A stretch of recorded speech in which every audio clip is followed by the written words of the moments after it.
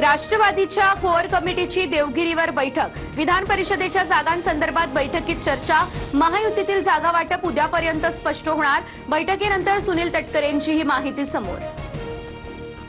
हम साथ साथ है। सुनील तटकरे आणि माझ्यात कोणताच वाद झालेला नव्हता। बैठकीदरम्यानच्या चर्चेला वाद बोलू शकत नाही। भुजबळ यांनी तटकरेंसोबतचं वादाचं वृत्त फेटाळलं।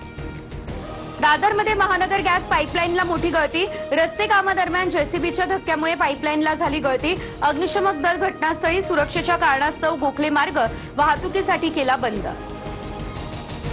देशभरात यंदा 90% पाऊस पडण्याची शक्यता। महाराष्ट्रात पावसाचं प्रमाण सरासरीपेक्षा 43% कमी राहण्याचा अंदाज। उष्णतेची लाट अधिक, त्यामुळे कमी पावसाची देखील शक्यता। मुंबईसह ठाणे आणि उपनगरांमध्ये 2 दिवसांमध्ये हलक्या पावसाच्या सरी पडण्याचा अंदाज। उकाड्यामुळे त्रस्त झालेल्या मुंबईकरांना काहीसा दिलासा मिळेल। सध्या तापमान 34 ते 36 अंशांपर्यंत।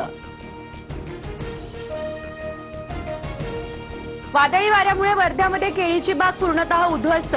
घोराड या शिवारातील शेतकऱ्यांचं हजारोंचं नुकसान झालं, तर मजरा शिवारामध्ये झाडांची पडझड। शेतात सवंगणी करून ठेवलेला तीळ पावसात भिजला, शेतकरी हवालदिल।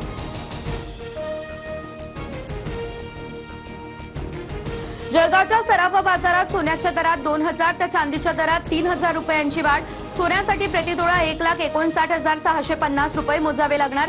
चांदी प्रति किलो 2,76,040 रुपयांवर। सोनं खरेदी न करण्याच्या आवाहनानंतर शिर्डीच्या साईचरणी सुवर्ण वर्षाव। यूपीमधील भक्ताकडून 92 लाखांचा सुवर्ण मुकुट करण्यात आला अर्पण।